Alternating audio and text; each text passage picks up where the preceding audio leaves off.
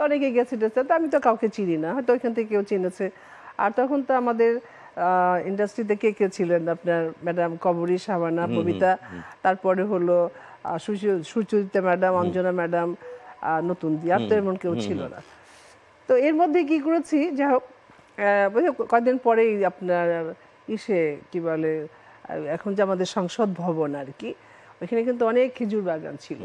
তো আমরা সবাই মিলে আসছি, আলী ভাই ভাগ্নি টাগ্নি মিলে আমরা দেখতে আসছি শুটিং, শুটিং না সরি, এই খেজুর বাগান। ওখানে এখনকার মতো তত লোক ছিল না, খুবই নির্জনই ছিল। তা আসছি দেখার জন্য, দেখি কি ওর ভিতরে আপনার সংসদ ভবনের ভিতর শুটিং হচ্ছে। তখন সংসদ ভবন কিন্তু ওপেন হয় নাই আর কি। তারপর কার শুটিং ছিল ওটা?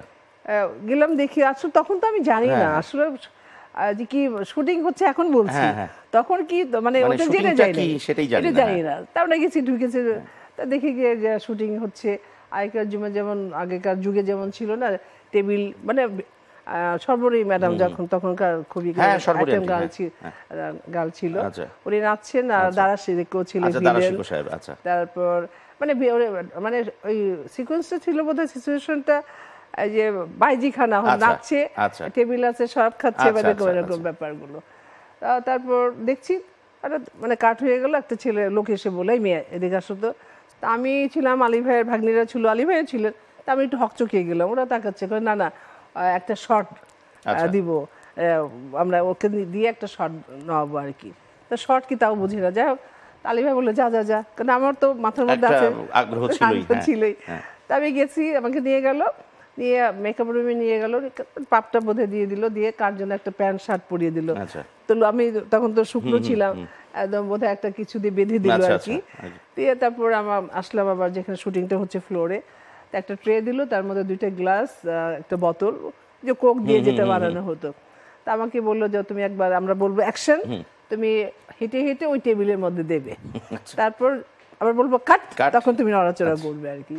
তা আমি 2বার, আমাকে বললো তুমি যাও, দেখিয়ে দিল, রিহার্সাল করালো। তো যখন শর্ট চলো অ্যাকশন, তা আমি যেয়ে দিলাম, দিয়ে দাঁড়িয়ে আছি, পাশে দাঁড়া ভাই, দাঁড়া শিখো মকবো, ঠিক আছে। তবে কতক্ষণ চললো, কাট ফিনিশ, আমার কাজ শেষ।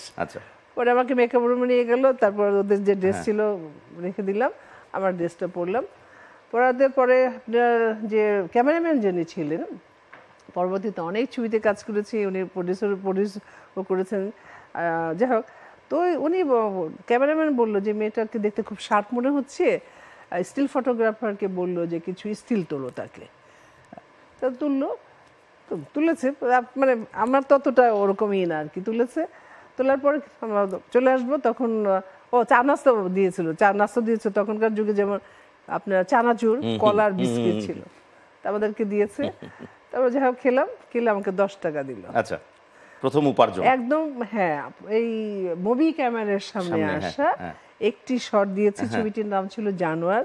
আর ওই ছবির হিরোইন ছিল সুচরিতা ম্যাডাম, আর হিরো ছিল আপনার ওয়াসিম ভাই। আচ্ছা, ওই দিন ছিল না আর কি। তো আমি অবশ্যই সব জায়গায় বলি যে আমার এই চলচ্চিত্রের অভিনয় যখন প্রথমে আসছি, অবশ্যই একটা শটও হলো তো আমি দিয়েছি অবশ্যই। তো প্রথম ইনকাম হলো আমার 10 টাকা। হ্যাঁ, এই তারপর কি হলো, কয়েকদিন পরে আমি আলী ভাই বলছি যে একজন বলছে যে তোকে আপনার একটা অ্যাড করাবে। অ্যাডও কি ঘন্টা জানি না যে অ্যাড কি বলে না বলে, বলছে তার তো টেলিভিশনও ছিল না, ব্যাপারটা জানি না।